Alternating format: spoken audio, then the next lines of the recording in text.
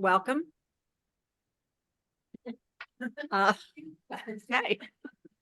Couple of things first. We need to turn off our cell phones, or at least silence them if you haven't done that. The bathrooms, you can go out that door and go down the hall.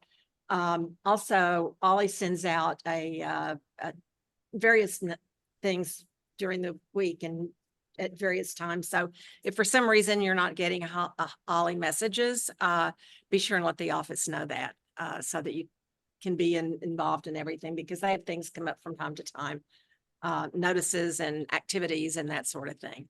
So, and also in probably another couple of days, you will be getting a questionnaire about this class that they would like for you to fill out. And are you talking to me? I'm sorry. So anyway, also I'd like to welcome SEAL, a senior living community. They're joining us today via Zoom. Hopefully they were able to Zoom in. This is a new kind of experiment to get more people, have an opportunity to participate in OLLI classes. So hopefully this is working. Welcome. We appreciate you all coming. We also will have some other people perhaps on Zoom, as you noticed. We don't know how many are on Zoom, but we do have some other people that apparently will be on Zoom as well. But today, Stories and Secrets, Gilded Age. I could have killed him twice. Sounds very intriguing. So I'll be anxious to learn about that. Our speakers today are Kay Adams, who is here with us. Welcome, Kay. And then we also have Nancy Markey. Nancy is in Rhode Island, so she's some distance away, but she is Zooming in as well. So, and I think we'll be able, that's Nancy right there in the corner. So Nancy and Kay are lifelong friends. They joined forces to research and write about little known stories of listing of the Gilded Age. The long form narratives have been published by narratively.com and Smithsonian Magazine, as well as local Newport, Rhode Island publications. So without further ado, and also if you didn't sign in, I think I caught everybody, but if by chance you didn't sign in, please do that before you leave. Thanks. Thank you, Rita. Well, welcome everyone to our 6th and final installment of Stories and Secrets of the Gilded Age. And as Rita said, I'm Kay Adams, and the pretty lady, as always, that you see in the right upper hand corner of your screen is Nancy Markey, and she's the brains behind the Gilded Age author. So thank you, Nancy, for getting here safely via Zoom. Before we get started, I wanted to take a minute to kind of talk to y'all about how Nancy and I, came about writing this story. After the Ben Burton story was published, she and I got together and we discussed the possibility of putting together a series of stories about the lesser known people and events of the Gilded Age. And since Nancy's favorite pastime is digging into newspaper archives, you can only imagine she had a ton of ideas waiting, right? So we wrote 3 other stories before we landed on this tale of a young Black woman by the name of Annie Cutler.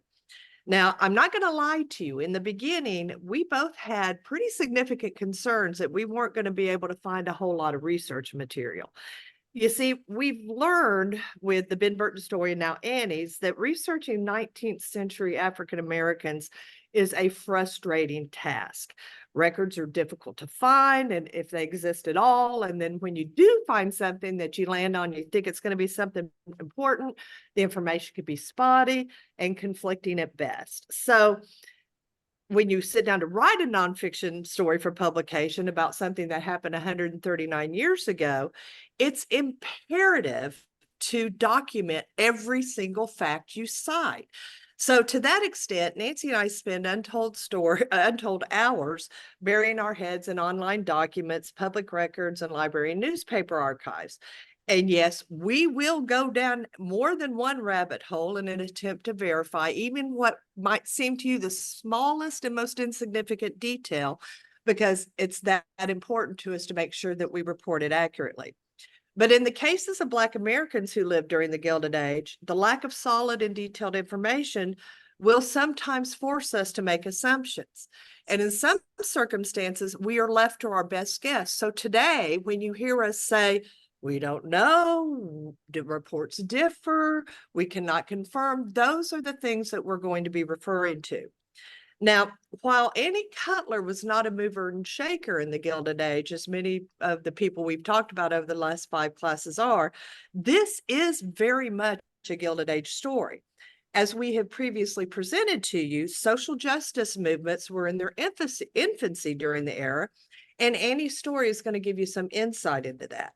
But more importantly, her story is going to exemplify the often desperate and experiences of the lower and middle class Black women of the era, a whole segment of the Gilded Age population that we rarely hear about and who had little opportunity to better their lot and life in any measurable way. So with that being said, sit back and enjoy I Could Have Killed Him Twice, a Gilded Age story of seduction, betrayal, and revenge. Nancy, take it away. Thank you, Kay. Welcome, everyone. For those of you that have come back heard us before, welcome back. For anyone that's new here, thank you for joining us. I do warn you, Kay and I do speak very quickly, but we have a lot to tell you. And our story begins not in Newport, Rhode Island, but in Lynn, Massachusetts in 1880. Has anyone been to Lynn, Massachusetts? Heard of Lynn, Massachusetts? Oh, what one heard of? Oh, okay. Well, you can see on the map where it is. It's just north of Boston. It would probably be considered today in the metro area of Boston. And you can see Newport is all the way south there. So it's a good little distance from Newport with Boston in between.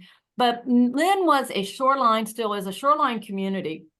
And in 1880, its population was about 38,000. Now, like all other urban centers in the Gilded Age, its population is going to increase substantially and rapidly due to immigration. Today, Lynn's about 100,000 people. And Lynn's famous or well known for 2 things. One is in 1842, Frederick Douglass lived there when he was still a fugitive slave, so before he had bought his freedom. But it's probably best known because at one time it was the shoe capital of the world.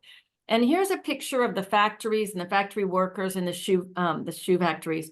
And at one time, Lynn, Massachusetts had more than 200 shoe factories. Unfortunately, today, it's just another depressed former mill town. For those of you that are coming to the Northeast for a vacation, you don't need to include Lynn in one of your stops. But remember, the Gilded Age was a period of rapid industrialization, and Lynn was no exception. So manually, a cordwainer, which was a shoe manufacturer, could produce only 5 shoes by hand a day. So when the Industrial Revolution comes around, the shoe production is going to increase to about 50 pairs of shoes a day when pattern cutting and stitching is to become mechanized. But the most intensive part of shoe assembly is the last step, where the upper part of the shoe is sewn to the bottom or the sole of the shoe. And this remained done by hand until the early 1880s, when a young Black man from Dutch Guiana by the name of John Metzlinger came to Lynn. He was an apprentice to a shoemaker, and he is going to eventually patent a machine called the laster. And this machine is going to mechanize the sewing of the sole with the upper part of the shoe. And solely as a result of this gentleman's invention, shoe production is going to increase to 700 pairs of shoes a day. And eventually, Lynn will produce more than 1 million pairs of shoes a year. And it's because of this efficiency and increase in technology that shoes are now going to become affordable for all. Now, Mr. Metzinger he patents this design, and he sells it for $15,000, which is about $500,000 today. Unfortunately, this young man is going to die. What does he die from? Everybody that's been in any of our prior presentations, he died from consumption. Now, his effect on the shoe industry was relatively unrecognized, definitely during his lifetime, and it's been over 100 years since he passed away. But last year, a Black manufacturing company, a Black-owned shoe manufacturing company, created this shoe called the GEMS, Jems, and it's named after him in recognition of his contribution. And you can see on the sole of his shoe, they have stamped his face. So it's good to see he's getting some type of recognition for his amazing contribution to that industry. But the reason that Kay and I care about Lynn is because that is where Annie Cutler, the protagonist in our story, was born. And what do we know about Annie Cutler? Well, Annie was a young Black woman whose parents actually immigrated from Nova Scotia to Lynn in the mid-19th century. And it wasn't unusual for slaves that had made their way through the Underground Railroad to end up in Nova Scotia. So her family is going to come back to America, and they're probably going to be employed in the shoe industry. She is physically only 5'1". She weighs about 120 pounds. She was fairly well educated. She was educated until the age of 13, which today, of course, that's not fairly well educated. But in the 1880s, that was fairly well educated. And the only other thing that we know physically about Annie comes from a cruel article in the paper several years later, where she is described as an ugly negress. Now, when Annie is in her teens, she is going to move to, yay, Newport, Rhode Island, where her widowed mother has moved from Lynn. So we don't particularly know what prompted, and I'm sorry, is that Next slide. my screen's not advancing? Hang on. There we go. We don't know what prompted Annie and Emily to move to Newport, but Nancy recently discovered that one of the extended members of the Cutler family was married to none other than Ben Burton's nephew. So that could have very easily have been their connection. Or it could be that domestic work that was readily available in Newport was preferable to sewing shoes in the factories in Lynn. And you also have to remember, as we have spoken about in previous classes, in 1880, Newport was a far more integrated and welcoming place to Black families, more so than pretty much any other place in the United States. So it is reasonable that Emily and her daughter Annie would want to move there. But regardless, this is what the Newport looked like when they arrived. And as you might remember from our previous classes, the wealthy elite occupied the summer cottages here along the coast and on Bellevue Street, which is this corner right here that you see in the slide. But the year-round residents, such as Annie and Emily, would have lived in a concentrated enclave in the center of town, close to their places of employment and worship, just like the 11th Street neighborhood that we described to you back in February.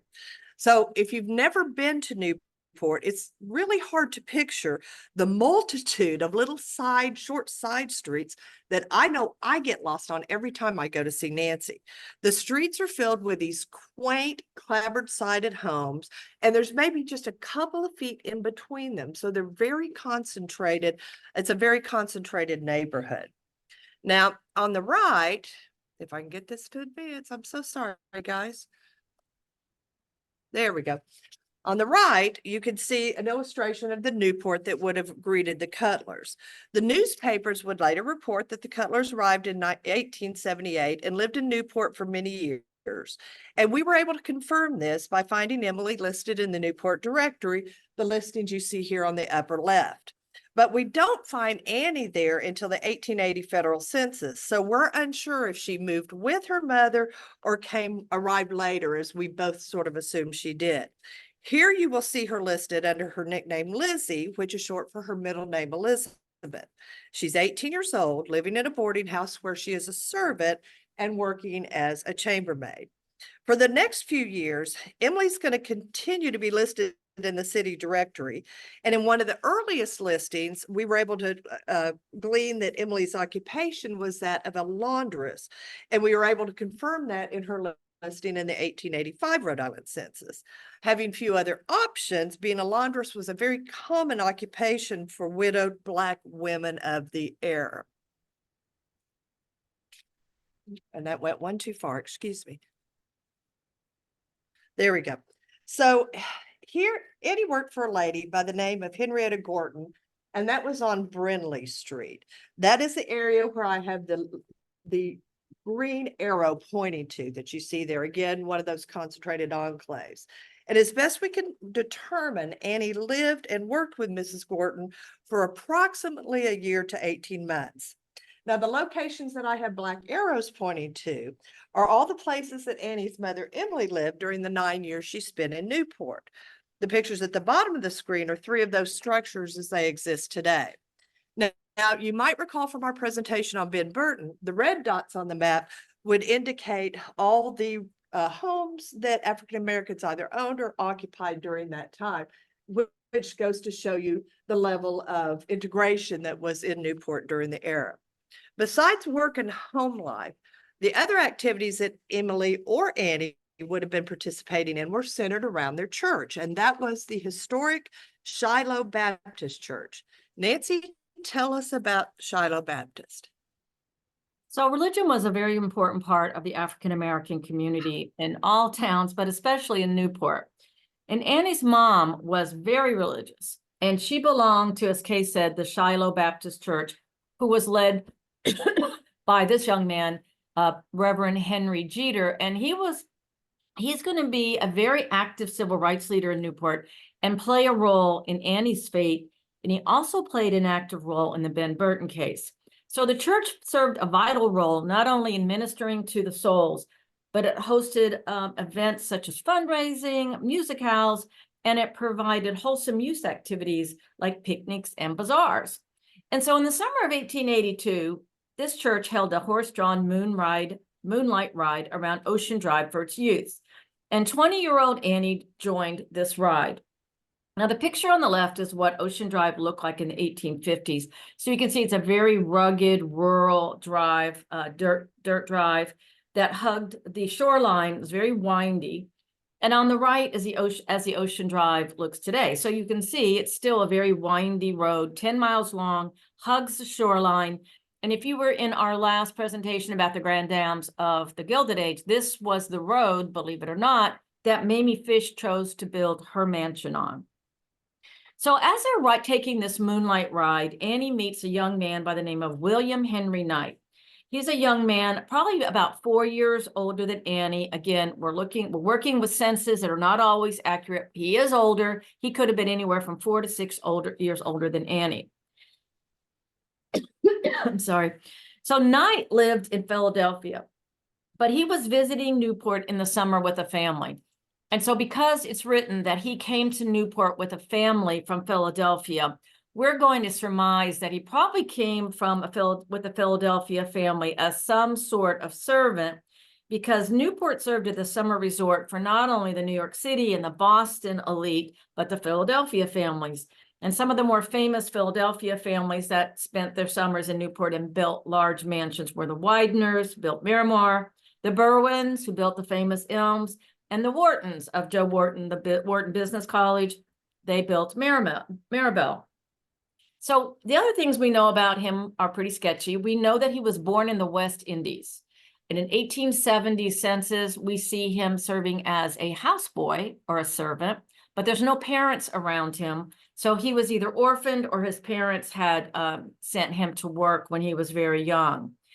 He was light-skinned, and we know this because a newspaper article refers to him, first of all, as a bright, intelligent young man, and we don't know where they get that description of Henry Knight.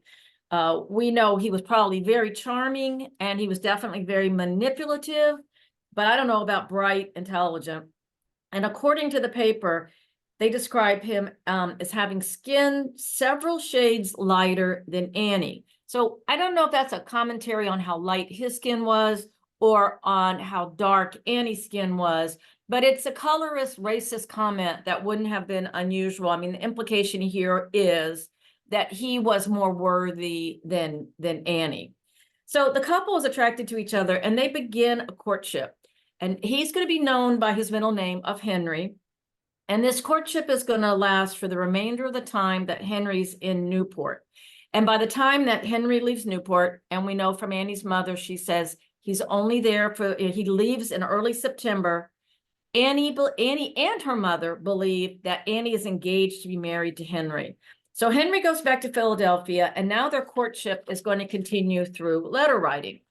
Now, fortunately, we do have one letter that Henry wrote her. It's the only letter that survives. We don't have any of Annie's letters.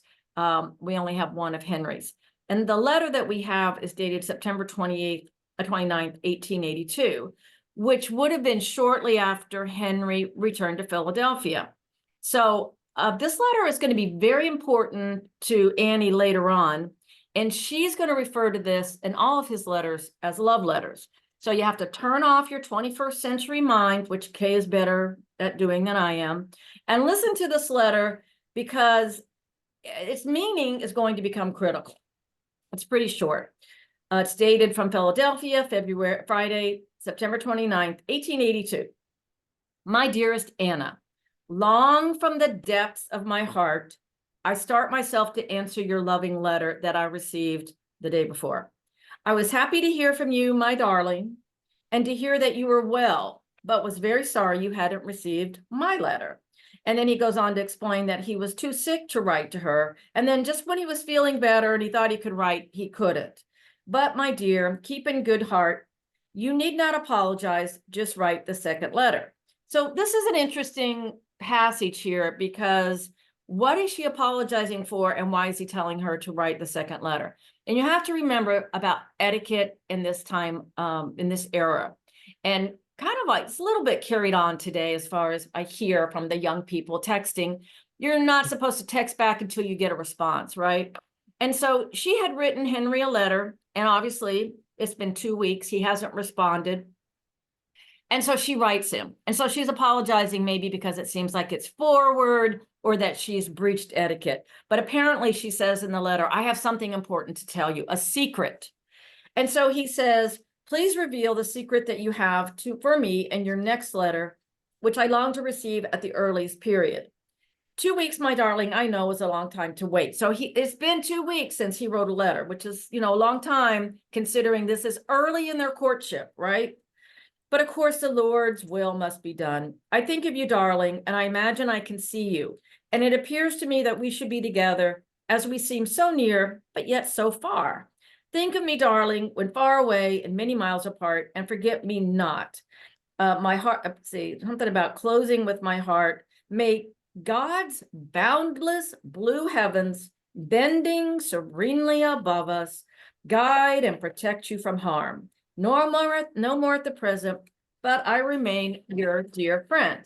So I don't personally feel this is much of a love letter. He doesn't mention her being his fiance, that he loves her and that he really misses her. Kay, you have 10 seconds to convince the audience otherwise. I'm just going to put it out there. What do you guys think? We think there's ladies in this room saying it's romance, Nancy. All right.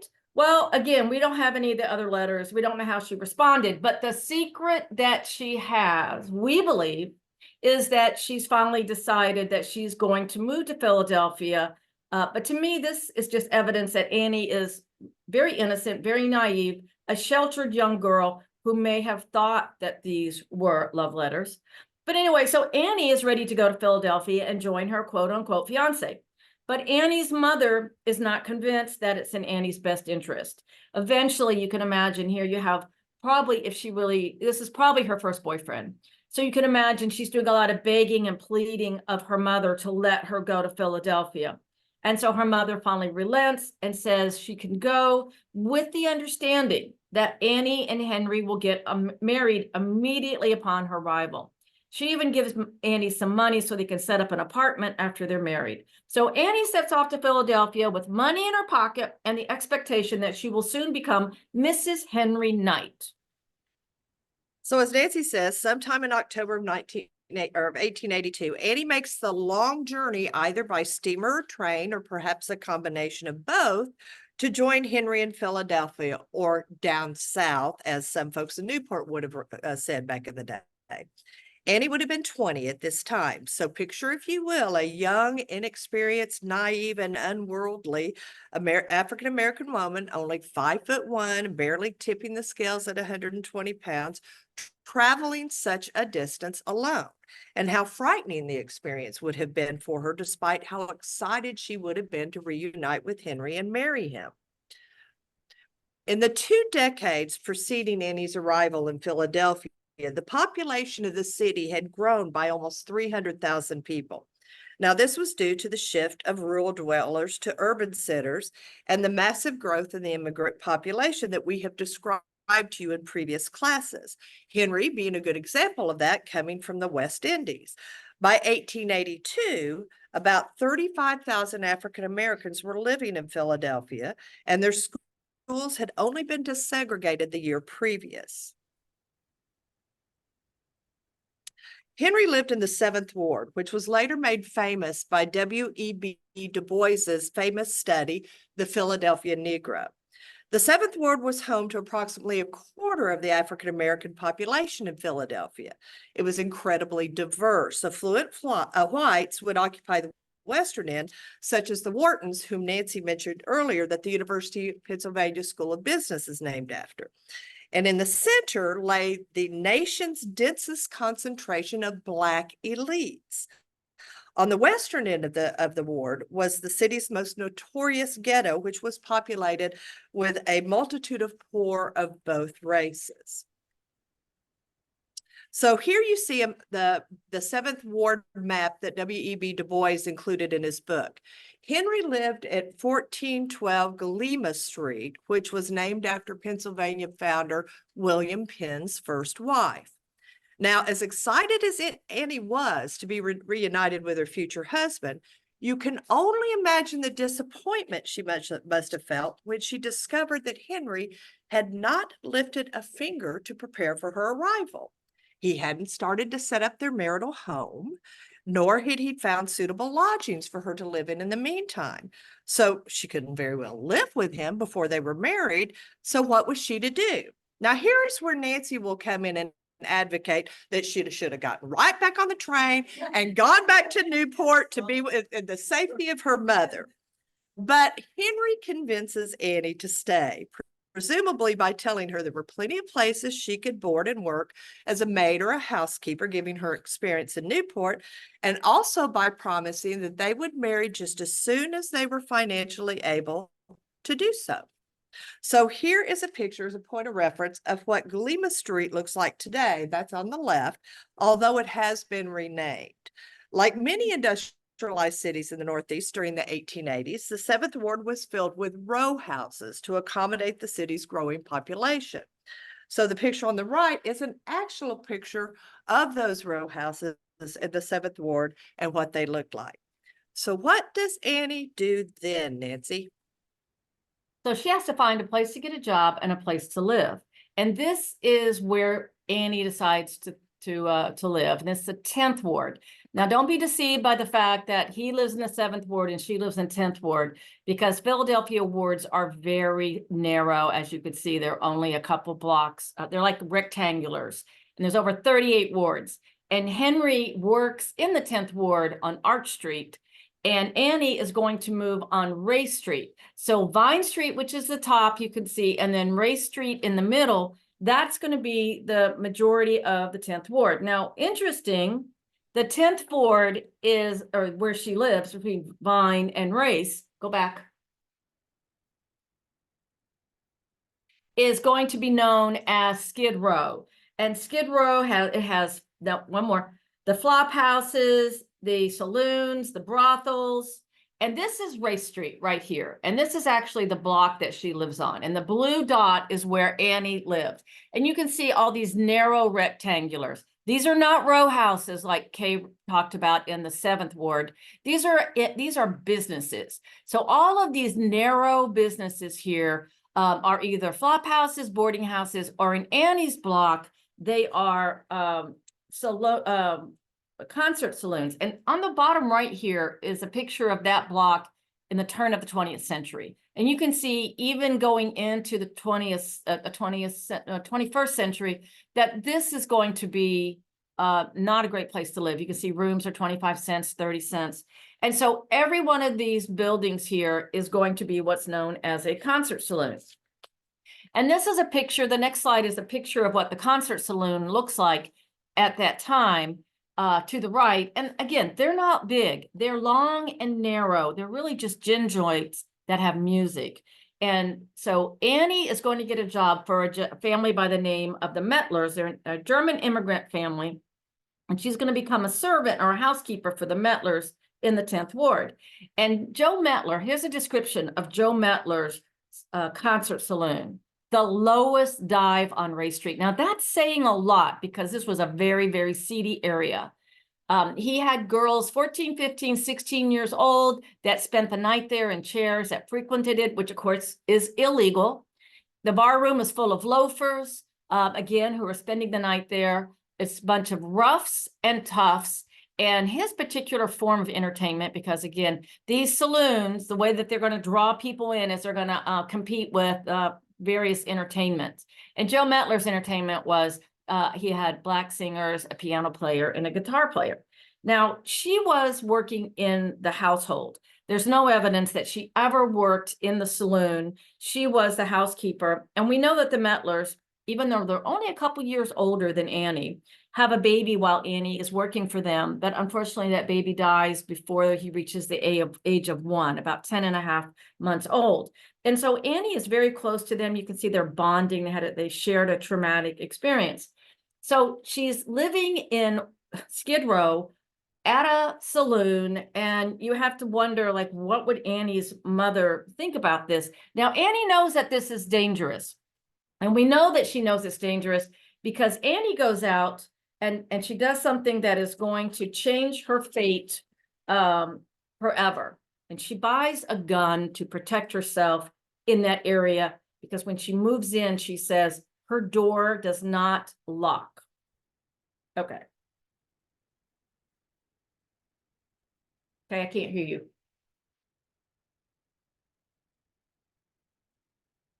I can't hear.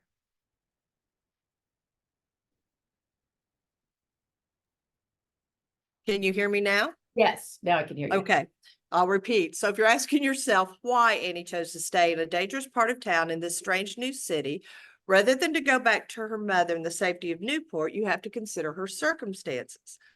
For a young Black woman such as Annie, getting married was absolutely essential. In her book, Colored Amazons, Black Women in the City of Brotherly Love, Dr. Callie Gross states, and I quote, "The institution of marriage was embedded in the psyches of Black women. It was tremendously important for their notion of femininity and respectability," unquote. Now, Dr. Gross will go on to specifically cite Annie Cutler as the perfect example of, quote, "the everyday poor and working class Black woman to whom the benefits of domesticity were extremely important." So as Nancy has described, Annie is now working for the Metlers and earning her own money while she's waiting to get married.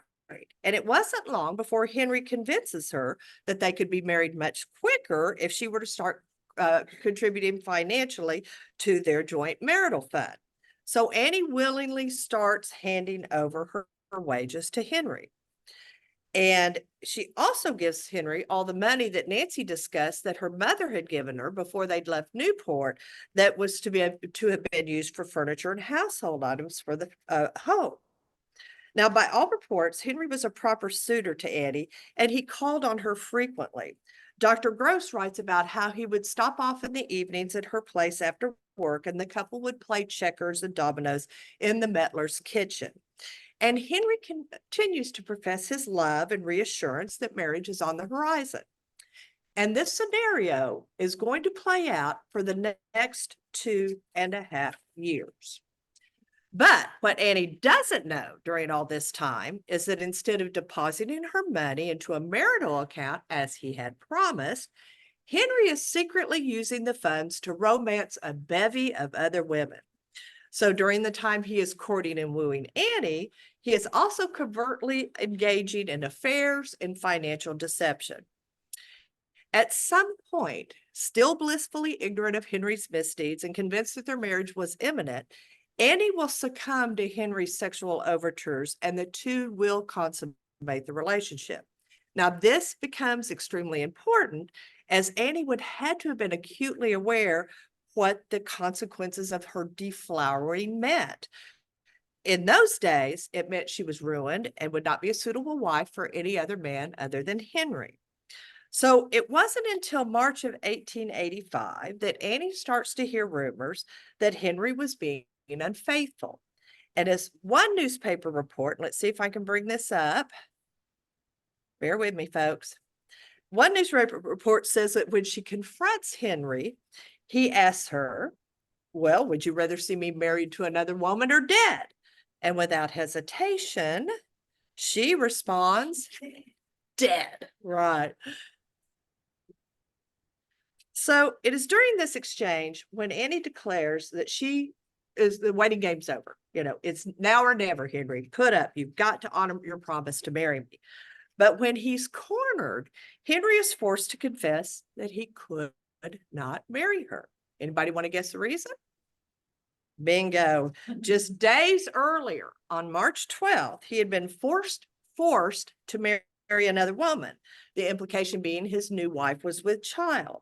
Yet he still has the nerve to keep Annie on the hook by declaring his unwavering love for her and suggesting that he's going to go get a divorce and the two of them can move to another state.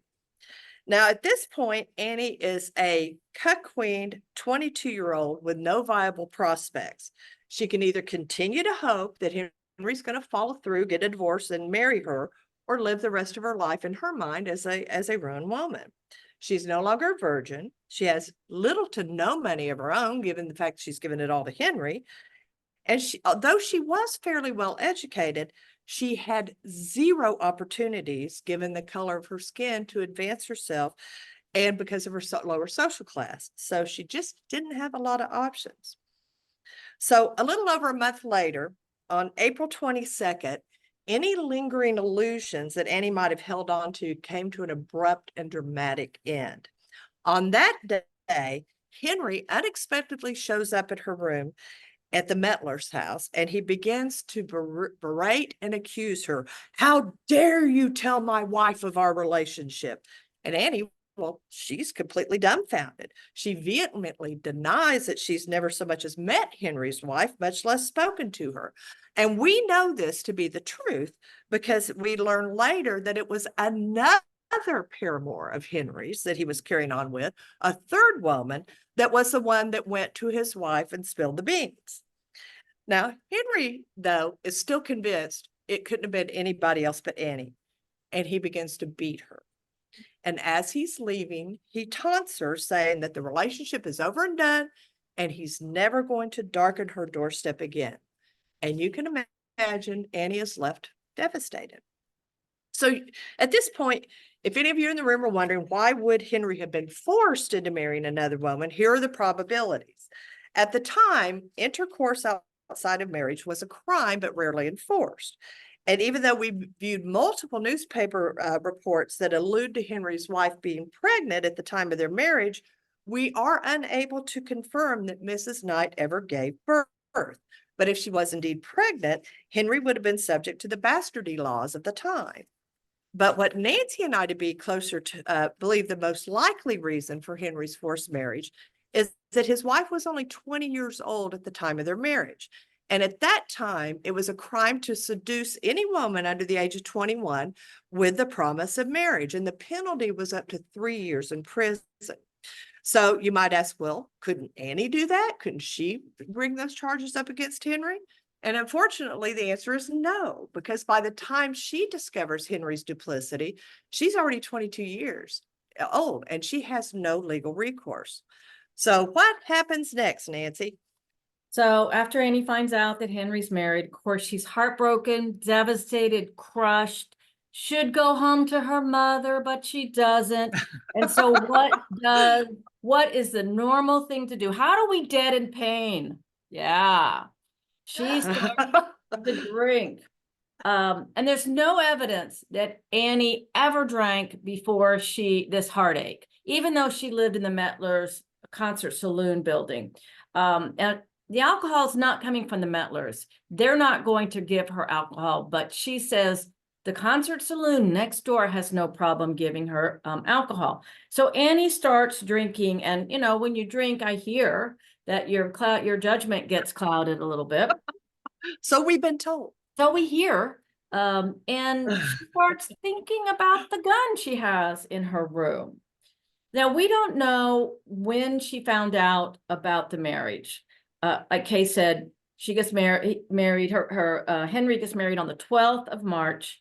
But she becomes aware of it fairly quickly because on March 20th, she writes 2 letters. And the first letter is to her mother. And they're not very long. I'm going to read them to you because they're kind of heartbreaking. But the first letter that's dated March 20th starts out, "Dear Mother, I hope when you receive this letter, you will not think hard of me or turn your back on me. You have had troubles and trials in this world, but your constitution permitted you to bear with them. I am now in trouble, and my constitution is not strong enough to bear anything. That you know. The deed I'm about to commit will surprise you and all my people. If I could help it, I would not do it, but I cannot. If I could, okay, I do it for love and revenge. When you receive this letter, I will be lost." Now, another newspaper says, she doesn't say she'll be lost.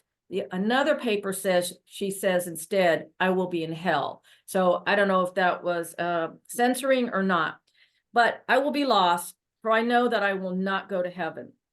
Please receive my body and bury me in a plain white box. I guess I have enough money saved to buy one of those. Do not have any ceremony over me whatsoever. This is my last wish and all that I can ask for you to do. I have not been a bad girl in this world. That is the reason why I am imposed on. The bad get along better in this world than the good. Mrs. Metler has been like a mother to me, which is interesting, and it just convinces me even more. She's very naive and young. When she thinks a woman that's just a couple years older than her, she looks at her as a mother figure. Ask her about me. You can tell her, she can tell you whether I've been good or not. I don't consider myself responsible for this that I'm about to do. I cannot write anymore, for I must write a short note to Mrs. Metler. My hands are too shaky to write. I hope God will forgive me, and I hope you will also. Give my love to all my friends and tell them from me never to get in love with a man so they cannot leave him. I will tell you that it is hard. Now, this newspaper then has ... which tells you that they've censored this letter. But being the sleuths that we are, we know what they took out of the letter. And this is what they censored from her letter that was not published. She continues, "You know how much Henry used to run after me." So he used to chase her. "Well, he has deceived me, for he got some woman in trouble and had to marry her, and that breaks my heart." So that goes to Kay's point that at least she believes that Henry's wife is pregnant. "If I could live and stand it, I would, but that is impossible. I have done everything in this world for him that a woman could do." What did she just tell her mother? That she's had sex with Henry, right? But she wants to make her mother feel better. So she says, "Nobody but myself and God, and Henry knows it though. And now for revenge is sweet. Goodbye, and may God have mercy on my soul, from your daughter." So that was the letter that she wrote on March 20th. She then writes a real quick one to Mrs. Metler. It's the same day that just says, "I thank you for your kindness. You've been like a mother. You will be surprised when you learn what I'm going to do. I hope you will forgive me. You know, my mother's going to come for my things. Again, I hope you will forgive me for what I'm about to do. It's all for love and revenge. I will not write more because you're going to read about it in the papers. Goodbye. And again, may God have mercy on my soul. Your servant, Annie Cutler." So both of these letters are kind of repetitive. She tells them the same information, that she's not that direct. She's going to do something. And of course, we can imply she's going to kill herself because she's telling her mother how to bury her. But this is only 7 days after she hears about the wedding. But she doesn't do anything. She writes these letters. And then on March 30th, so 10 days later, she adds postscripts to these letters. The first postscript to her mom just says, "Please bury Henry's picture with me. If we cannot live together, we can die together." And then she adds a similar postscript to Mrs. Metzler that says, "Henry has wronged me, and now I'm going to have revenge. As long as Henry and I cannot live together, we will die together." So she folds these letters up and she puts them in envelopes, presumably to be mailed upon her demise, right? But again, March 30th, she doesn't do anything. So April 22nd is the day that she chooses to take action. And you're wondering, well, why did she wait so long? And it's because, as Kay told you, on April 22nd, That is allegedly the date that Henry comes unannounced, accuses her of telling his wife about their relationship. And it's at this point that he lets her know there's no more us, right? So maybe between the 13th and the 22nd, he's continuing to lead her on. And that's why she's kind of writing letters and not doing anything. But on April 22nd, she goes to Arch Street. And Arch Street is here. The blue is where she was standing. Now, Henry works at 1025 Arch Street at a boarding house. Now, she's going to stand here on the corner of Arch and 11th, and she's going to wait for Henry to get off of work. And then, the next picture is a picture of what Arch Street would have looked like at that time. And you can see Arch Street was a very busy street, right? There's a lot of businesses. Again, this is not a residential neighborhood. And there's trees on both sides of the road, of the street. And then you can see the businesses that you can go in. So there's like door areas that you can go in and hide from. And so she's seen by police officers and other people. She's pacing back and forth, hiding behind the trees, hiding in the doorways. She's drawing attention to herself by her activities. So finally, she's in the doorway hiding, although some reports say she's hiding under a stairway. I don't see a stairway. Maybe there's a stairway. Henry comes out of his boarding house because they used to meet on this corner. This was their place that they would meet in the evening. And she's hiding. He walks by her. She comes out of hiding. So she's hiding. She's lying in wait, right? She comes out behind him, and from underneath her cloak, she pulls out the gun, stretches her hand, and she shoots him in the back. And he spins around to see what was that. And he sees her. And she still has her arm outstretched with the gun. So he starts walking toward her, presumably to disarm her. And she shoots again. And this time she shoots him in the face. And he's close enough that we know his blood blows back on Annie's face. Then her face is covered in his blood. And so some people don't know whether she's a victim or he's a victim because she's got so much blood on her face. But he falls to the sidewalk. Now, there's several people that witnessed this. I mean, this is daylight on a busy street. There's several men that witnessed the shooting. And so they run over to her, and the one man, he tries to disarm her. And remember, Annie's only 5'1" tall. And he comments that she is very strong, and he has a very hard time disarming her. He finally has to throw her down on the ground to get the gun. Is he dead? And of course, these witnesses are like, well, we don't know if he's dead. And so then she starts begging for her gun back to let her finish him off. And again, this is in the middle of the Skid Row. So there's never a police officer too far away. And the first two officers on the scene were officers Hartshorn and Nagel from the 6th District Police Station in the 10th Ward. Now, we do not have pictures of them individually, but we did find a picture of the officers from the Philadelphia Police Department, what they looked like during that period. And if it reminds you of the Keystone Cops from the old silent movie days, for good reason, Pennsylvania is the Keystone State. So there's little doubt that these folks were used as inspiration for those comedies. Now, Hartshorn and Nagel show up just as the bystanders had disarmed Annie. Hartshorn asks her, did you kill that man, or did you shoot that man? And Annie admits that she did. And as he's checking Henry's wrist for a pulse, she cries out, I hope to God I have killed him. I could kill him twice for the wrong he has done me. So Hartshorn says, okay, well, we're going to get you arrested. We're going to take you to the police station. And initially she resists. But the reason why she resists is because her hat had come off during the wrestle for the gun with the bystanders. And she said she wasn't going anywhere without her hat. So once it was retrieved, she went willingly. Now, this is a picture of, sorry about that, guys, Lieutenant Enoch Wallach. Now, he's the officer in charge at the 6th District Police Station. And in his biography published in the book, Philadelphia Police Past and Present, his connection with Annie is shown and it's highlighted. But when she arrives at the station, Annie is advised by the magistrate that she doesn't have to say a word, but unfortunately, she keeps talking. She reminds him and states once again that she had shot Henry because he had wronged her by marrying another woman. And after she's placed in a holding cell, it is said that she sat there clasping a small photograph of Henry in her hands, murmuring, "I would die for him. I would die for him." And she asks the matron, she yells out from her cell, "Bring me my gun so I can finish myself."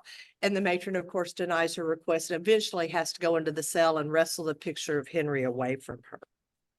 So in the meantime, Henry is taken to a nearby homeopathic hospital where he was declared dead upon arrival. And on the left, that's a copy of Henry's death certificate. 3 days later, he's going to be buried in the historic Lebanon Cemetery, which is one of only 2 African-American cemeteries in Philadelphia. The picture on the right was the chapel that was located at the cemetery. Now, this cemetery was actually had a very scandalous event happen only 3 years earlier when it was the center of a body snatching scandal. And that's when the cemetery supervisor and 3 other men were charged and imprisoned for digging up bodies and selling them for $15 a piece to the Jefferson Medical College to use in their dissection classes. So just an interesting piece of, as we say, secrets of the Gilded Age, just a little something there. The inquest is going to be held 2 days later, after Henry is killed and the day before his burial. And Annie is remanded to jail pending the grand jury hearing. In the meantime, of course, her mother has found out about the circumstances and is notified, and the search for an attorney for Annie begins.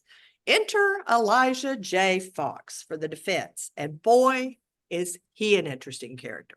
He had a very busy law practice, which was located on South 5th Street, which now borders what is, and this is a current picture, what is Independence Mall in front of the Independence Hall and the Liberty Bell, located in the historic center of Philadelphia.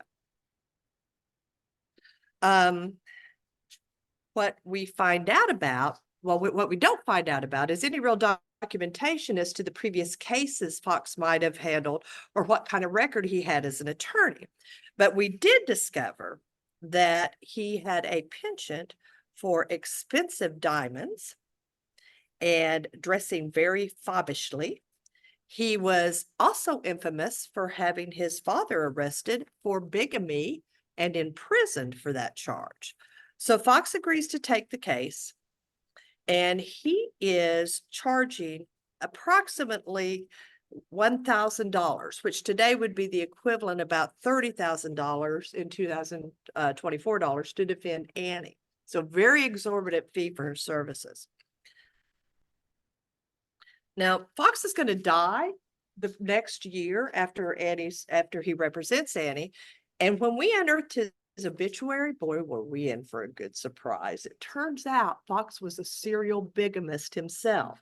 At his funeral, 3 women, each claiming to be his rightful and legitimate widow, showed up in black mourning veils and took their seats next to his coffin. And shortly before the service began, a telegram arrived from Chicago from a 4th Mrs. Elijah J. Fox, asking them to delay the funeral until she arrived. So the other thing we need to know is that Annie's mother doesn't have $1,000. So they've got to raise that money somehow. So what she does is she empties what she has in her meager savings. But Reverend Jeter, that we introduced to you with Shiloh Baptist Church, begins a fundraising drive, which back then they used to call a public subscription.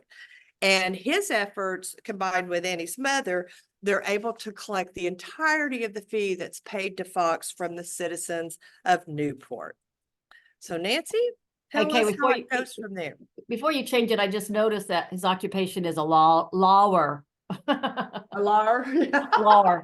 Yeah, lawyer. L-A-W-E-R. A lawyer. Okay.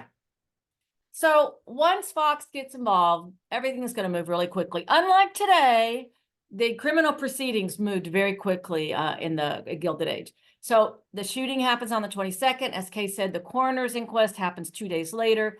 The grand jury indictment happens on May 7th. And by that time, Fox is in place and he pleads not guilty to the crime. And the trial is going to take place on May 18th. And within a month of the shooting, we're going to have a verdict on this trial. So what happens? The first thing they're going to do is charge her under the law.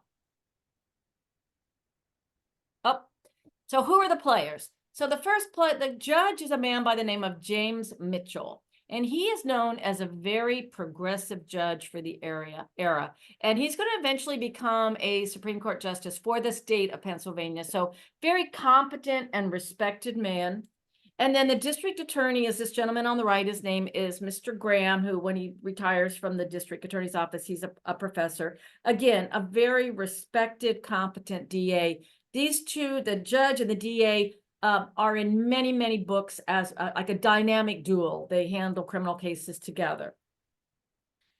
And then where is the trial going to be held? So this next picture is a picture of the courtroom that's actually in Independence Hall, but it's a fairly good replica of how courtroom would have looked back then. And of course, you have the judge in the middle on the dais.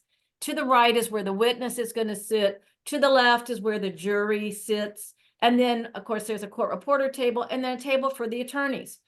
That all looks pretty modern to us, but what is that little, looks like a cage in the middle of the room. Does anybody know what that's called? Missy McCutcheon, if you're here, you know what that's called. I don't know what it's called, and that's where the witnesses stood. Where she says, Nancy, where the witnesses stood to Oh. testify. Well, close. It's where the defendant had to stand. So this comes back from English, from the Old English common law, and they had big docks. It's called a dock. They had big docks, like a big cage where all the defendants would be housed, and then they would be moved one by one to the little cage to stand in front of the judge. And so during this trial, Annie is going to have to stand in this little cage in the room, in the courtroom by herself. And there's testimony, the newspaper says that she stood there the whole trial with her head down. You know, it's kind of humiliating, right? The only time she looked up is when Henry's widow is going to testify, and then their eyes meet. But Henry's widow actually provides no important testimony. But in 1914, Pennsylvania is going to outlaw this practice because their reasoning was that this prevented the defendant from having access to their attorney. But other states are going to jump on board and say, no, you know, it gives the jury, it affects the juror's objectivity because you have this defendant standing in the middle of a room in like a little cage that may create the impression that they're somehow guilty, dangerous, or different. So, but during this trial, this is where Andy is going to have to stand and be looked at. So what was she charged with? Well, in Pennsylvania, there was just murder. And it was up to the juror, according to the Constitution on the state of Pennsylvania, it was up to the jury to decide whether it was first or second degree. So first degree murder is intentional homicide where the conduct was willful, deliberate, or premeditated. So if it wasn't that, then it was second degree. And then the next slide talks about what the punishment was. And the punishment for first degree, there was only one punishment: hanging. So if you were convicted of first degree murder, you were going to be sentenced to death. Now, if you weren't convicted of first degree murder, and it says right here, though, just I want to point out, lying in wait is like per se. Lying in wait is first degree murder. But if you weren't guilty of first degree murder, you could be convicted of second degree murder. And the next slide talks about what the penalty was for that. Now, if it was only your first offense of killing someone in the second degree, then you could get up to 12 years in prison. But if it was your second offense and you killed somebody by the second degree twice, then you could go to jail for life. But again, first degree, no, nothing but death. So we're getting ready to start the trial. It's May 18th. Next slide, please. Sorry. And it says here, there's a little blurb here before the trial that talks about how Annie was behaving. And again, I don't think Annie was stupid. We read her letters. She's not stupid. She's, for a 13-year-old, for only being educated up to the age of 13, she's fairly articulate. But she's acting like she doesn't know that she's on trial for murder and that she could be, sentenced to death. She's talking to her mother and her friends, and she's, sitting in front of the dock having holding court, having tea until the trial starts, and then she gets put in the little dock. And then the judge asks, the DA, are you ready to proceed? And they say yes. And then they ask Mr. Fox, Attorney Fox, are you ready to proceed? And he says, yes, I am. But one thing before I begin, we would like to change our plea from not guilty to guilty. And we'll leave it up to your honor to decide whether it's first or second degree. I mean, unbelievable that he did this, because at this time in 1885, no jury had ever convicted a woman of first-degree murder. So, of course, no woman up until this time had ever been hung by the state of Pennsylvania. So you might say, why would this attorney that just got a lot of money to defend her throw in the towel before even the first witness? And so obviously he probably thinks there's no way he can win this case. She's got the letters, they have an eyewitness, she have her statements. And then he never explains why he does this, but there is a hint that he was advised, if he put in testimony in front of the jury that she had good character, which is what they did to convince people of it wasn't first degree, it was second degree, that the DA was going to present evidence that she associated with low characters. And Kay and I cannot find anything about Annie Cutler, except that she was a naive, young, innocent girl, except that she lived in Skid Row, and she lived with in one of the worst concert saloons in the city. So I think it was like a guilty by association thing, because there's no evidence that Annie before this was a bad person or had associated with the wrong kind of people. But the most important reason I believe that, and he does allude to this later, is the reason that he does not go forward with the defense is, so who's going to be Annie's best witness? Who's going to be able to testify to their courtship, to the letters, what he did, how she felt? Who's going to be their best witness? Anyone?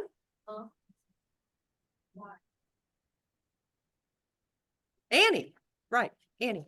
Right. So Annie needs to get up there and say, this is what he did to me. This is how it made me feel. This is what I was thinking. In May of 1885, on May 18th, keep that in mind, 1885, it was against the law in the state of Pennsylvania for a murder defendant to testify on their own behalf. Why would that be? Again, we're talking about English common law interfering with, reason. And it was that the belief was, well, if you're accused of murder, you're a bad person. You're not going to admit to murder. So obviously you're going to lie when you get on the stand. So we're not going to let you perjure yourself. We're just not going to let you testify. So in some degree, Fox's hands might have been tied, but he could have, put on some effort. So the state puts on its case, right? The eyewitnesses, the statements, the letters, Mrs. Knight makes an appearance, and then they rest. Lying in wait. Classic case of lying in wait. Then what does Annie's attorney put on for defense? Well, the mom just talks about where she was born and what she knows. Maybe a Metzler might have testified as to the relationship that they observed with Henry and Annie. But Fox believes to his core that these letters written by Henry, these love letters written by Henry to Annie are going to save the day, and they're going to prevail. So he pulls out that letter that I read to you, and he reads it to the judge. And then he goes to pick up another letter because there's a batch of them. And darn it, the judge says, you don't have to read it, just give them to me. So we don't know what those letters say, if they're more of the same or if it's better. But Fox says, yeah, she killed him. But when you read these letters, you're going to have no choice, Your Honor, but to find it was in the second degree. And so at the 18th, at the end of the day, the judge says, okay, well, I need time to read these letters. He reconvenes on May 22nd. Remember that date, May 22nd, he reconvenes and he has his verdict. He's considered the evidence and the arguments, and in accordance with the statute, he fixes and determines the degree to be murder of the first degree and that the prisoner is guilty of that. Finally, Annie seems to get it because the papers say she burst into tears and she starts moaning pitifully. So, I'm assuming that Attorney Fox has told her that if she's found guilty in the first degree, she's going to be hung. And so this now looks like Annie is going to be the first woman for the state of Pennsylvania that's going to be hung. And so where do they take her, Kay? Well, she goes to a place called Moy-Mincing Prison after Fox, for all intents and purposes, have stripped her of her constitutional right to trial by jury. And this Moy-Mincing was located in the southernmost section of Philadelphia, just outside of city proper. The area had been previously named by the Lenni Lenape tribe, and the word Moy-Mincing means the place of pigeon droppings. And Nancy and I joked that we figured that's a pretty apt name because it may have housed its share of stool pigeons. Sorry, what? So I here's a had nothing picture. to do with that joke. Oh, yeah, right, right. So here's a picture of boy missing, and it was a medieval fortress style prison that was designed coincidentally by the same architect who designed the Central Dome in the US Capitol building. The wing for women's prisoners was located on the right. So on this picture on the left, on the far right, you see it looks like almost like an Egyptian entrance to an Egyptian tomb. That was the entrance to the women's wing. Now, Annie would have been housed in one of the 100 cells that measured 8 by 12, which you see in the picture on your right. Now, the section that she was in was originally built to be the debtor's prison, but about the time they got it completed, Pennsylvania had repealed the requirement for debtors to be in prison. So that's when it was converted to women. And just as an aside, this location now, it has been torn down. It was torn down in 1968 and an Acme supermarket stands in its place.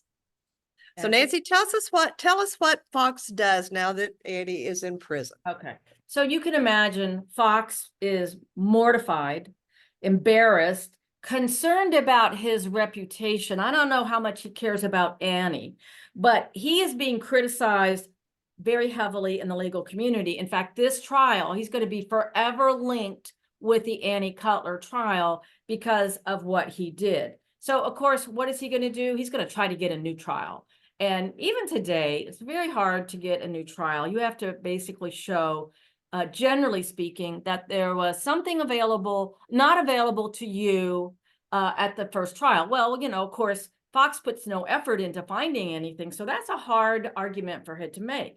So what has happened, though, which might prevail, is that on May 21st, remember the verdict was on May 22nd. On May 21st, guess what? Now the legislature says, okay, we're going to come into the modern times. There's no reason that a murder defendant cannot testify on their behalf. And conversely, if they choose not to testify on their behalf, we can't hold that against them. So they're one of the first states to put this idea into practice. And so on May 26th, Mr. Fox files a motion for a new trial. And it's funny, he's like, you know what? We want to change our plea from guilty to not guilty. And oh, we want a jury trial now. We want a complete do-over, right? And so the first thing the judge said, and he says it's because the law has changed and she should be able to testify what she was thinking, what her mindset was, why she did this heinous crime. And she's the only living person that could testify in front of the jury. And so, you know, the judge says, well, okay, she was tried on May 18th, law was changed on May 21st, but if I granted that as a reason for a new trial, every other defendant that ever came in front of a judge for murder is going to want a new trial on the same basis, right? Whether it was a minute before or 10 years before, you weren't there when the law had changed. So he's like, that's not a good reason to grant the petition. And he says, more importantly, there's this interesting exchange between the judge and Mr. Fox, because the judge says, but let's say I grant you this trial and she testifies about how terrible he was to her and about how she felt. I would have to tell the jury that's not an excuse for first-degree murder. And Fox says, well, the jury doesn't have to follow the law. Kind of a shocking statement, right? But then you think about it and you're like, well, there are cases out there, O.J. Simpson, where the defendant has lots of evidence of guilt and the jury nullifies, right? They're like, we're not going to follow the law. We're not going to find this person guilty.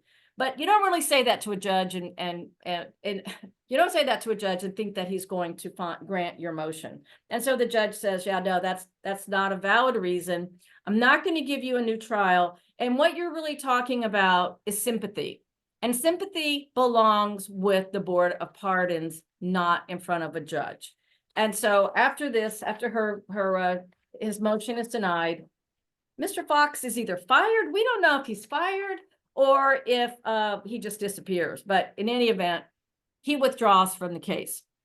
So now Annie's going to have to get a new counsel, or maybe Annie wants a new counsel. If I was Annie, I'd want a new counsel. And she doesn't have any money because her mother has, the people of Newport have already given all the money they can for this subscription. So Annie gets a new counsel, and his man by the name of Thomas Earl White. And you can see he's very young. He's only 25 years old. Annie's 22, he's 25. So he's very close to her age, not very experienced. He's probably doing this for free because he comes from a prominent social reformer family in Philadelphia. And now here's this 25-year-old that's just been handed a death sentence for his client, or he's facing a death sentence. She hasn't been sentenced yet. And they say, okay, now you take over and save Annie. So what happens? He starts getting his ducks together, and they go to the sentencing hearing. And before the judge is going to issue the sentence, he asks Annie's new attorney, Mr. White, do you have anything to say before I pronounce sentence? And he's like, I do have a statement that my client would like me to read. So this is the first time that Annie Cutler is going to be able to say anything in the legal proceedings. And she's saying it for the record. It's not going to sway the judge, and he's not going to find her innocent, but she's hoping that, somehow this will prevent him from sentencing her to death. But she really just wants to go on the record. So she says she wants to explain why she pled guilty. She admits to the shooting. That's not in dispute. But she denied she acted in a willful and deliberate manner. And she's adamant, had she understood that her guilty plea was an admission of premeditation, she would never have entered that plea that her attorney advocated for. And then she just describes her courtship with Henry as a happy one, why she moved to Philadelphia under the promise of marriage, and that she trusted Henry completely. She gave him all of her wages, whether she could afford them or not. Now, interesting, we did do some research on, the mother puts in an affidavit, and she says at one time she goes and visits Annie, and Annie is penniless. And she says to Annie, where is your watch? And where is your bracelet? And Annie said, I pawned it to give that money to Henry. So the mom goes and takes it out of pawn. But I think you just have to imagine that this young, impressionable young girl is just giving to this man. And she completely trusted him. And she says, after devoting 3 years of her life to Henry, she's ruined. She's lost her virginity. She's penniless, and she's alone. And so, of course, you know what I say is go home, but she doesn't. So turning to the events of April 22nd, she says, she describes what happened with Henry coming and telling, her about the wife. And that despite her denial, Henry hit her. So she says, she was unnerved by this encounter. And so she admits she starts to drink alcohol. And she went to confront Henry, but not to kill him. She never wanted to kill Henry. She was going to rebuke him for beating her. And she only took the gun for self-defense in case Henry tried to beat her again. And so she writes about her simmering anger as she's waiting for Henry to come. And she says her thoughts were clouded by the consumption of alcohol. And finally, when night appears, he walks by her without noticing her. Well, that's because you're hiding, Annie. But this enraged her more than ever, she said. And so she shoots him. He turns on her. She was wild. She shoots again. And then she doesn't remember anything else until she kind of like comes to in the station house. She just wants to say, I didn't know what I was doing. I've been upset for a month of grief. I had trouble and the liquor. And I don't remember doing any of this. And so when he finishes reading the statement, Judge Mitchell's kind of sitting there with his mouth open. Like, that's not what the evidence was in the trial. Are you sure you want to put that statement in the record for the Board of Pardons? And White just says, that's what my client told me. And so then Mitchell says, the sentence of law is that you, Annie E. Cutler, be taken hence to where you came, and that you be hanged by the neck until you're dead, and may God have mercy on your soul. So the next picture is just in 1832, Pennsylvania outlawed public hangings, thank God. And if she's going to be hung, it's going, I don't know, hunged. It's going to be here in the courtyard, if you will, of the prison, and they would erect a gallows. And then, of course, they would put the hood over the victim before they hung her. So what's the public's reaction to this? So I think universally, everybody in Pennsylvania, including her attorney, they think Annie should be punished. She killed somebody. She should be punished. but most people don't think she should be hung, especially under this fact pattern. Here's a woman who has no witnesses against her, really. She wasn't convicted by a jury. She's the very first woman. Is this the case that we want to start hanging women on, right? And there's some editorials in the paper. Some of the editorials are just, can you put the next slide, Kate? Yep. Yep. Some of the editorials are just, racist rants against her, that she's this ignorant Negro woman that hangs out with low associations. She should know better. She doesn't know better. She should be taught by example. And then you have people that are in support of Annie. So that there's all these editorials and letters in the paper going back and forth, kind of getting the pulse of Philadelphia. But generally speaking, the feeling is she must be saved. So what do they do, Kay, to try to save her? Well, as Nancy described, in the immediate aftermath of her sentencing, opposing viewpoints were filling the newspapers in Philadelphia and all over the East Coast. But behind the scenes, and even before Judge Mitchell sentenced Annie to hang, a grassroots campaign had already started. And this is a campaign that Nancy and I refer to as Mercy for Annie. And it would involve some of the most famous social justice advocates of the Gilded Age. One of the persons most responsible for spearheading the movement was a man by the name of Robert Purvis. Now, Purvis was one of the wealthiest and most influential African Americans in the country, and he used his wealth to further progressive causes. He has been referred to as the chief engineer, director, and backer of the Underground Railroad, and he co-founded the American Anti-Slavery Society with none other than William Lloyd Garrison. He was the first vice president of the women's suffrage and was a vocal advocate for criminal justice, prison reform, and prohibition. Purvis was biracial, and he often passed for white, but he dedicated his life to, quote, improving the condition of the African race, unquote. So after Annie's conviction, Purvis is really one of the ones responsible for getting Thomas Earl White to represent her. It's believed that he's the one that got him in and got him to be there for the sentencing. But after the sentencing, he starts holding meetings in his home and he forms a committee dedicated to saving her from the gallows. And it is during one of those meetings that he proclaimed, quote, Annie is a hero in the true sense of the word and has rid the world of a villain, unquote. And he starts preparing people to speak on her behalf to the Board of Pardons. And Nancy, why don't you tell us what the board of, well, actually, you know what? I'm going to talk about one other fellow, and then I'm going to ask Nancy to talk about it. But they're trying to prepare to get her to the Board of Pardons. Now, the next gentleman that was heavily involved in this effort was a gentleman by the name of William Still, and he's considered the father of the Underground Railroad in the United States. He and his wife, Letitia, are going to join forces with Purvis. Now, by this time, by 1885, Still was a very successful businessman. He owned a coal business and a very extensive portfolio of real estate and stock investments. Actually, he purchased Liberty Hall in Philadelphia. And at the time he did that, it was the largest public hall in the United States owned by a black man. So the Stills start holding meetings in their house where speakers are going to present arguments and start putting together these arguments in support of Annie. And really, they're going to start keying in on the severe provocation and the treatment she received from Henry that led to her actions. Now, the Stills also start drafting many petitions that are going to be presented before the Board of Pardons on Annie's behalf. So now, Nancy, tell us about the Board of Pardons. Okay, well, you can imagine the Board of Pardons was created because there was a lot of corruption by governors that were giving selective pardons. And so this was an attempt to kind of depoliticize the process.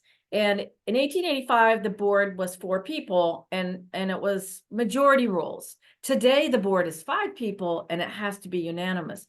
But during Annie's time, the board that was just convened because it was a new governor, Governor Pattison, he puts together his board. And it was one of the toughest boards of pardons in Pennsylvania history.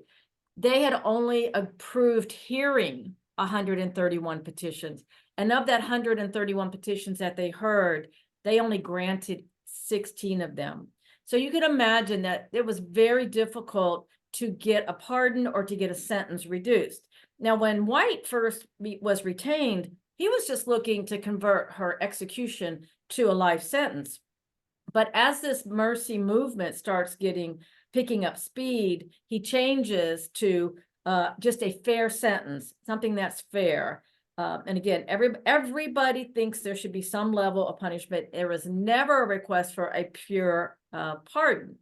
So when that begins, White's going to usher, shepherd everything through this, but he's going to start by summarizing the case, giving the editorials, putting Annie's statement in there, and then he's going to call on various speakers to speak on her behalf. And we should kind of backtrack a little bit. When they scheduled when they got the Board of Pardons to agree to hear the hearing, they load up a pile of supporters on the train and take them to Harrisburg. And one social justice icon of the Gilded Age on that train was a lady by the name of Frances Harper, and you've probably heard of her. She was a writer, poet, renowned lecturer, and she was a leader in the anti-slavery movement.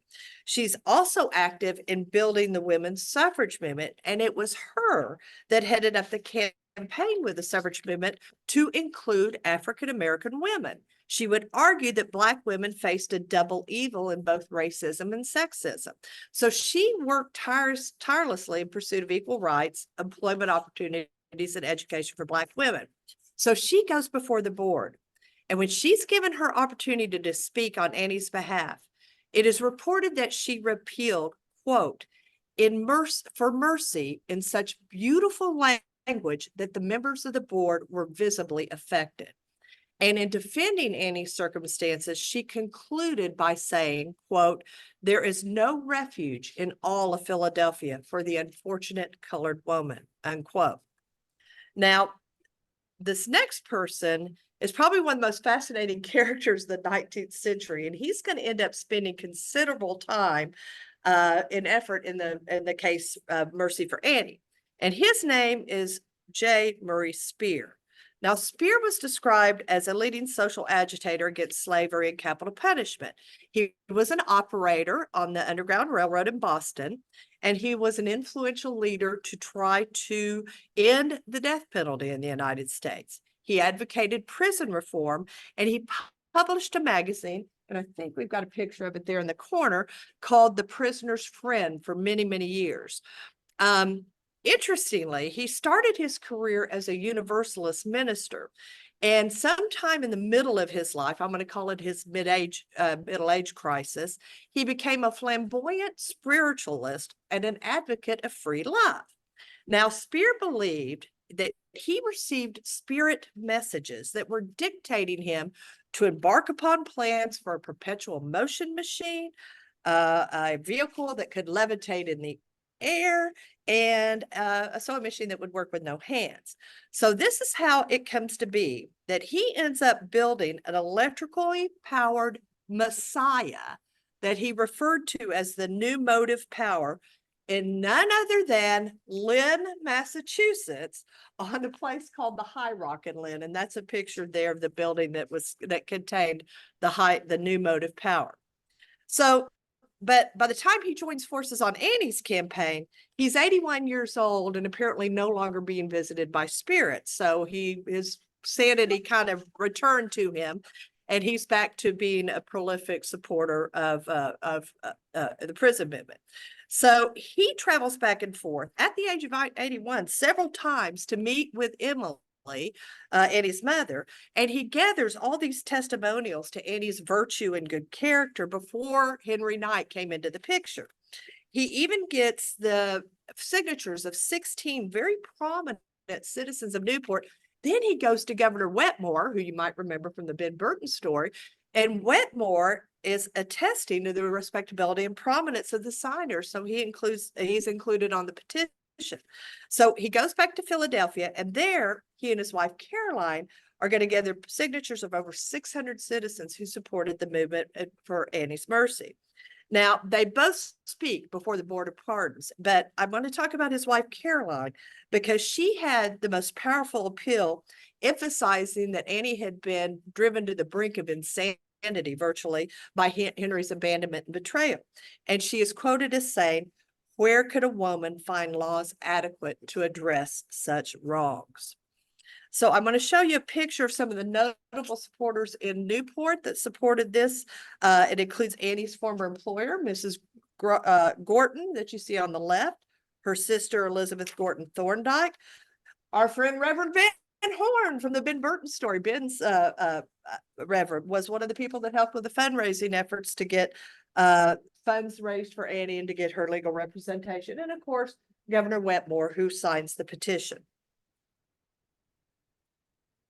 But the most moving part of this story and of all the appeals, if I could get this to move forward, was when Annie's mother was asked to speak. And I'm just going to read it as Nancy and I wrote it at the beginning of our story. When it was her mother's turn to speak, she had to be assisted down the aisle and guided to a chair that had been placed directly in front of the four-man panel. Opening her mouth, she instead dissolved into tears. The panel waited patiently while the woman composed herself.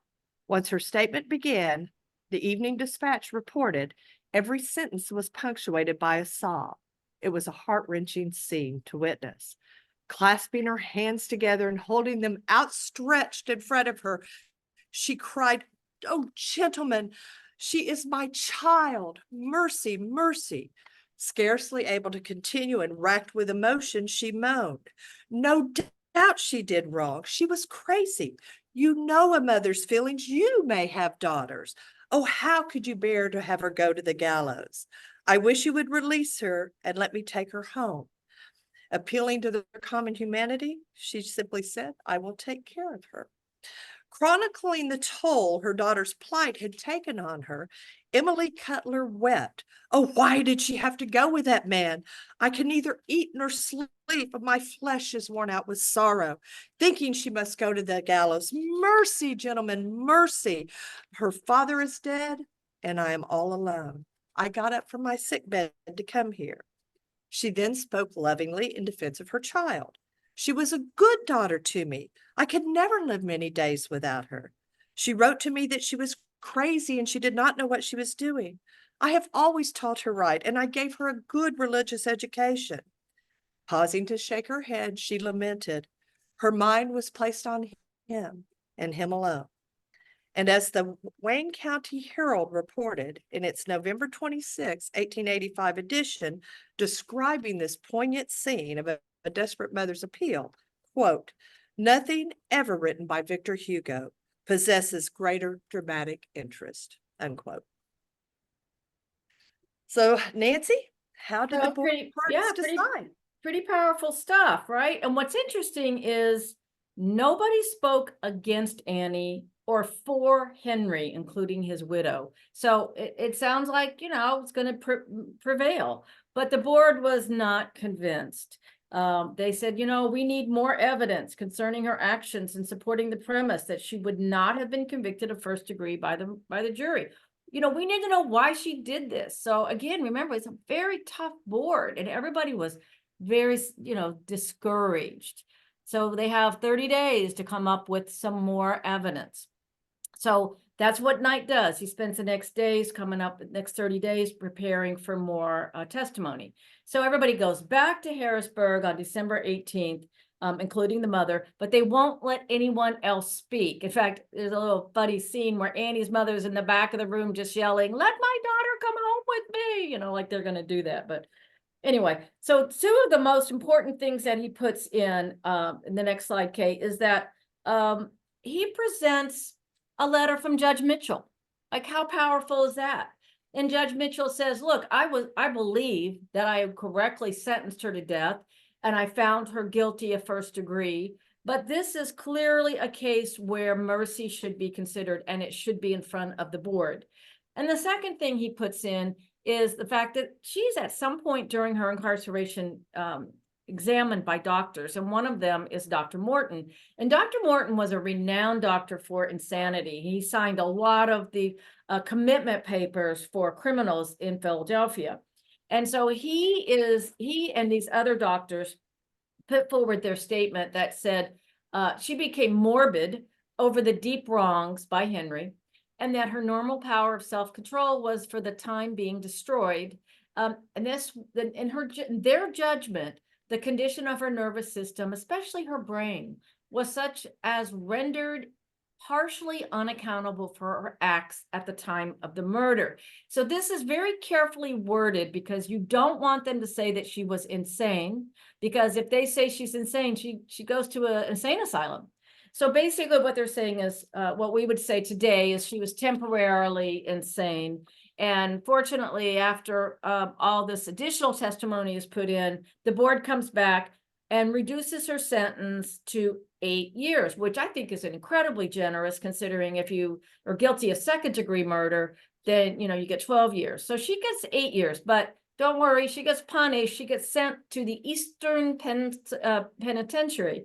And if anybody's Eastern State is what we call it today. If anybody's a Halloween fan, Eastern State Penitentiary it makes its money, supports itself. Of course, it's not an active prison today, but it has a not-for-profit organization that creates all this money by having a Halloween horror, a haunted house at Eastern State. But I digress. The Eastern State's philosophy was founded on solitary confinement. Prisoners were supposed to be kept separated from one another and from outside contacts during their entire stay. They weren't even allowed to see them when they moved out of their cells. They would put hoods over them. They were supposed to eat in their cells and perform any work they do in their cells. And they were supposed to spend their entire time reflecting on their decisions that resulted in their sentences and reading the Bible. Of course, today that would be deemed cruel and unusual punishment. But she does eventually is released, right, Kay? She is. Annie ends up serving only 6 years and 6 months of an 8-year sentence. And that was because, or as a result of good behavior. When she was released from prison, she had $22.63 of earnings because her job while she was in prison was sewing stockings. And so they let her keep her earnings when she was released. The last notation in her prison records, which is very hard to see up there, so I'll tell you what it says. It says that she's intending to go back to Massachusetts to reunite with her mother, who had moved back to Lynn in the meantime. So the last historical trace we or anyone else for that matter has been able to find of Annie Cutler was in her mother's obituary when her mother dies in 1899, and it is noted that she is survived by a daughter.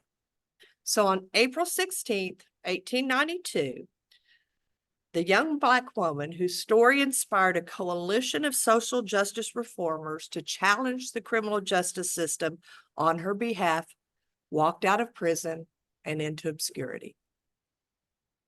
And we thank you. That's our presentation. Any questions?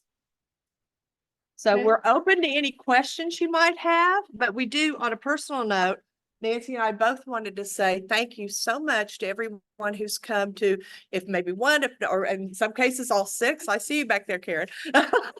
For people that have come to the presentations, it's been an honor for us to have been asked by OLLI to come and do these. And we're thankful for the opportunity. So thank you.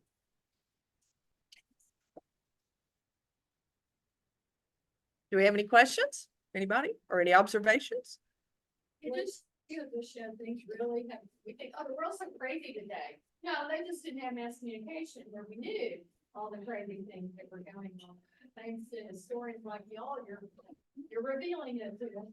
Thank you, Missy. And Nancy, Missy's observation was that we just think that only crazy stuff happens today, that we can find it back in the old days, right? Nancy, can you hear me? Oh, yeah, I'm sorry. Yeah, absolutely. Absolutely. We lost Nancy for a moment. The moral of the story is when you go home, when you get in trouble, go home to your mommy. Yeah. There it is, right? Okay. Well, again, thank you. And Nancy, thank you. We appreciate you as always. All right, see you later. Goodbye. And I do want to go on record. She's the attorney. So I said, any of the legal stuff, you've got to be the one to talk about. So what'd you think? Was she justified? Nancy and I had a huge debate over this story. Allison, what was your observation? Oh, no, I was just gonna say what's next. Y'all gotta do more. Well, we'll see what next year brings.